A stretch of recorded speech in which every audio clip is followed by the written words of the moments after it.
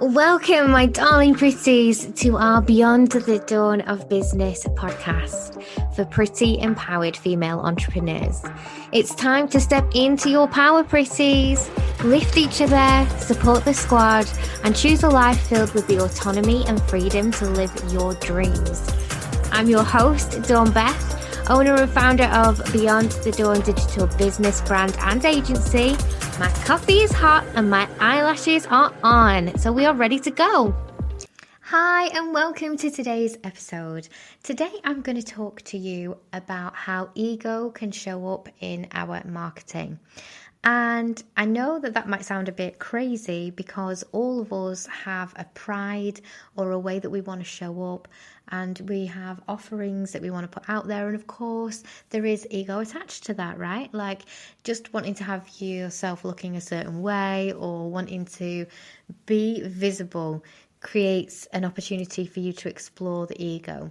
But actually, what I want to talk to you about is more than whether you have to have your face and hair perfect before you show up for your people, although, that is a valid discussion as well. But it's more for me about the messaging, because in this kind of days and times that we're in right now, it's very, very popular for influencers to just show themselves, and for almost our documentary-like ways that have become very, very popular in TV media over the last decade, maybe 15 years. Always kind of popular, but have increased a lot in the last few years. We might think that actually all we need to do is just show ourselves and show behind the scenes, because everybody wants to see what somebody else is doing, right? The Love Islands, the Big Brothers, the goggle boxes give us this feeling like actually we just need for somebody to be able to see what we're doing. We're all nosy Parkers, and that is enough for us to show up for our people by just showing them what we're doing or showing who we are, what a normal day behind the scenes look like.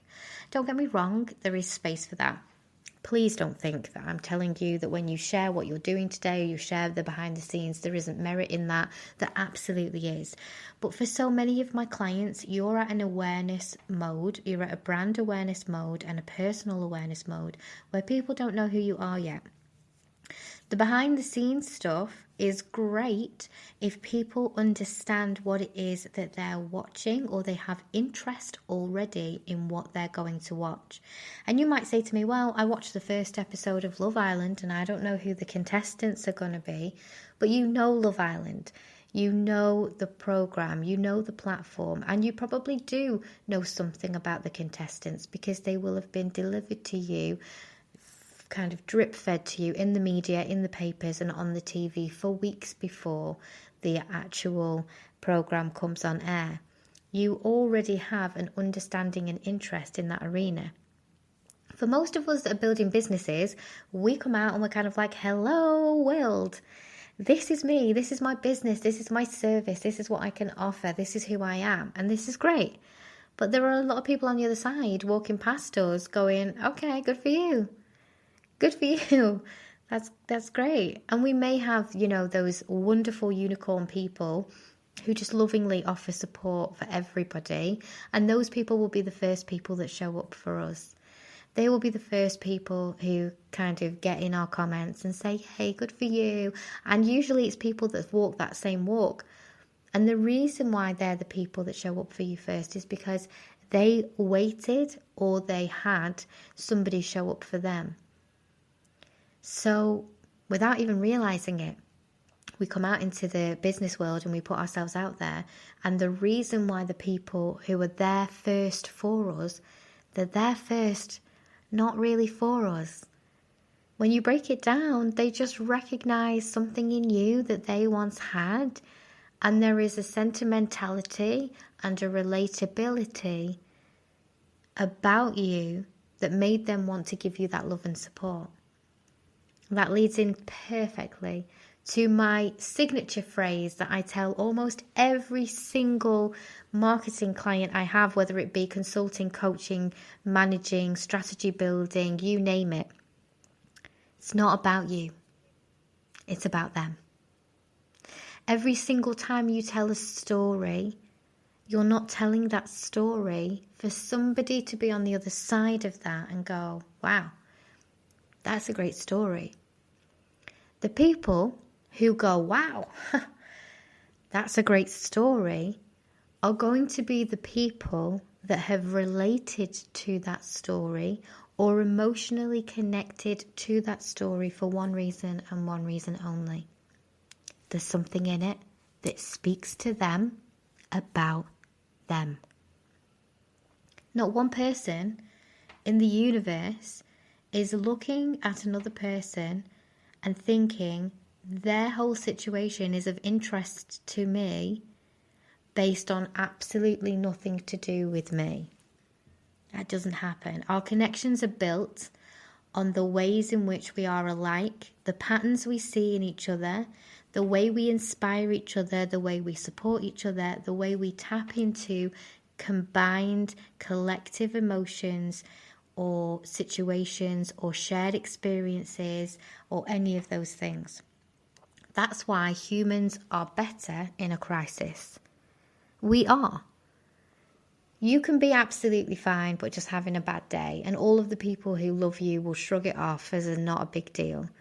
But you might fall off a step and break a leg, and all of a sudden everybody's there to support you.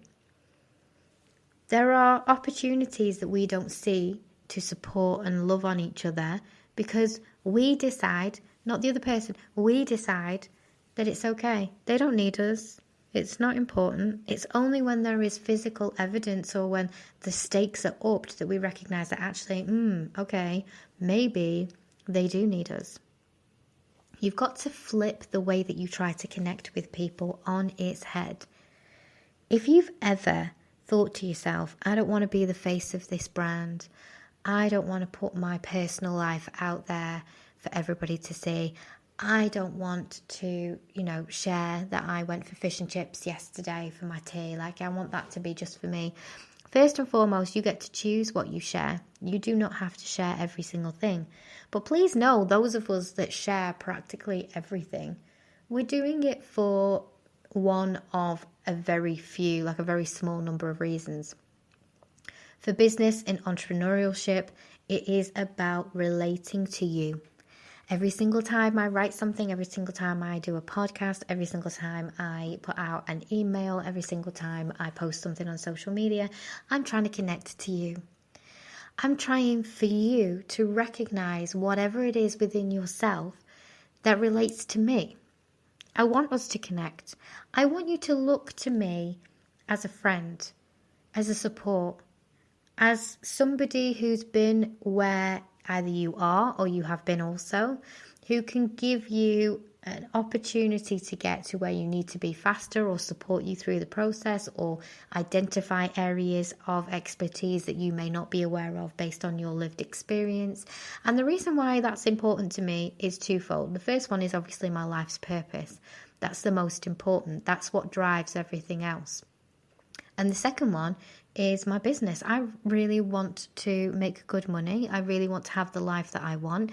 I have business goals. I have business dreams. I do believe that business and the great opportunities that we have for business and the great opportunities that we have for doing good in this world can coincide. They can coexist together. They can be together. It's okay to be ambitious and to want world peace. Like, those two things actually really do happen, especially when you put money into the hands of women. Just laying that out there. Sorry, guys. It's a personal opinion, but it's going in. And yeah, so I mean, when it comes to that, like, what does that feel like for you? How does that embody for you? When you're showing up for people, are you doing it for that reason? Another reason that we do it occasionally, and this is the one that really yields the least amount of fruit, and this is the one where we have to check our mental well-being, where we have to check our emotional health, is sometimes we do it for validation. Sometimes we'll put something out publicly because we want the likes, we want the comments, and we get some sort of dopamine hit from that. That's a dangerous place to be.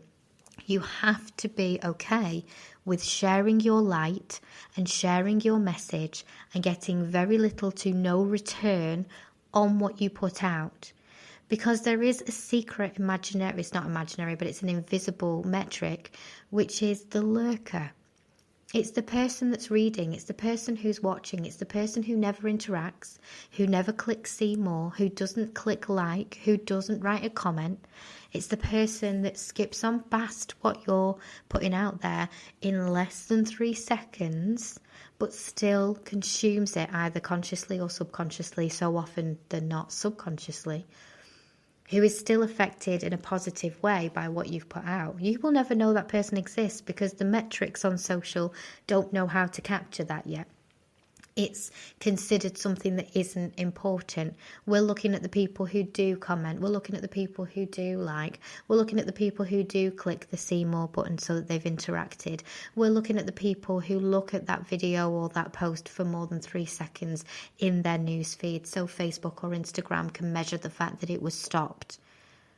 But there are people, much more people than you think, that are also consuming what you put out and never give you that metric, never give you that data that they've seen it and that you've positively impacted their world. And it's not about you, right? It's about them. And if it's truly about them, then getting the reactions, getting the likes, getting the comments, as good as it is for your business model, as good as it is as a driver, and the more people you get in your world, it will ultimately very naturally increase. It's also not the be all and end all of the reason why we do this. I've used this example a few times, and I didn't realize at the time when I had the conversation with the ex-client how much of a learning moment this was to me, but I'm so grateful for it now. At the time it felt really, really rough, but I've used it a number of times and I'm so glad for it. I had a situation last year where I was working with some people and they were putting something out that they wanted to sell, and when discussing this situation, expressed that they were not going to give any of the potential buyers a discovery call. They don't do discovery calls, even though it wasn't a low value introductory or accessible price point.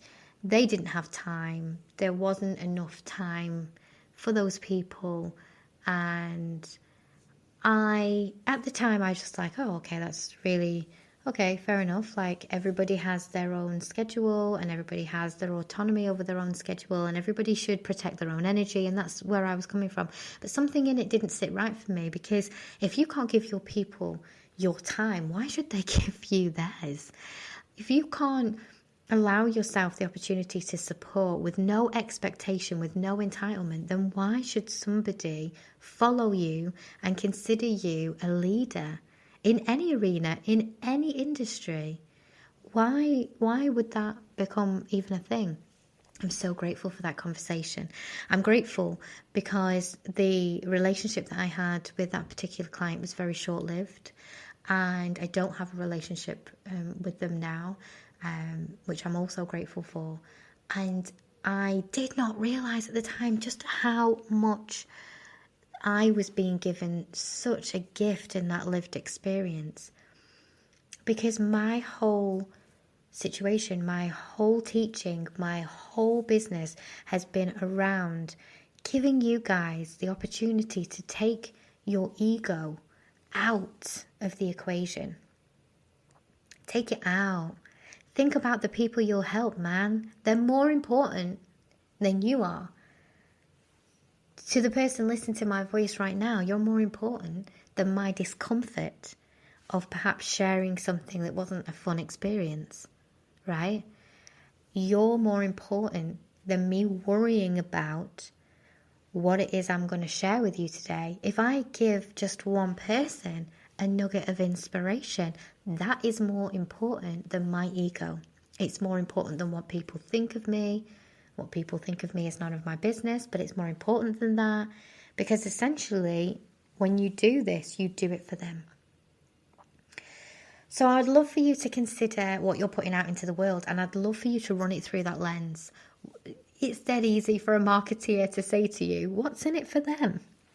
But seriously, think about that for a minute. Like, really dig deep into what is often just a shallow question that we skip on past. Like, what actually is in it for them? Why should you be the person that they stop and follow? Why should you be the person that they want to talk to? Why should you be the person that they reach out for advice from? Are you putting them first? Or are you just putting yourself first? Are you putting your best foot forward because of fear? Are you putting a mask on because you don't want to show up? Are you worried about the vulnerability? All of these things come back to ego. And if you are worrying about all of those things, or if you do have issues with those areas, that's not a character assassination on you. You are a full, beautiful human being with a range of emotions, and there are things that we all have to work on to be a best version of ourselves. So give yourself a break, give yourself a lot of love and compassion if you've just discovered that actually within some of your practices there's a bit of ego, that you don't want to be there, because we've all been there. Every single person that starts on the journey has had a lot of ego, and a lot of us that have the confidence have a little bit of arrogance as well. That arrogance doesn't come from a bad place. It comes from a deep level of confidence that we have that can present as arrogance for people who aren't aware of what it feels like to truly value and love yourself. And even as I say that, there's still a small part of me that's kind of wincing, like, oh, be humble, be humble. But you can be humble, and you can be a giver, and you can be one of those people that creates exceptional value for your people, and at the same time has that inner confidence too. You still get to remove the ego, and you still get to make sure that you're remembering it's not about you, it's about them. I hope you've enjoyed today's episode. Thank you again for joining me and listening. Thank you so much for downloading and giving the beautiful reviews as well. They really do mean so much to me and also to my team. If there's anything that you think that you would love for us to talk about, you can always let us know in my free group, and I hope to speak to you again soon. If you're loving our Pretty podcast, come on over to Social Pretties, our online safe house and sisterhood community. It's a safe space where female entrepreneurs connect and thrive in a warm, welcoming fold of pretty amazing women. You'll find an easy redirect in the description, and I can't wait to see you in there. And depending on where you're listening right now, we would love it if you would click subscribe or follow so that you can be the first to know when our new podcasts come out.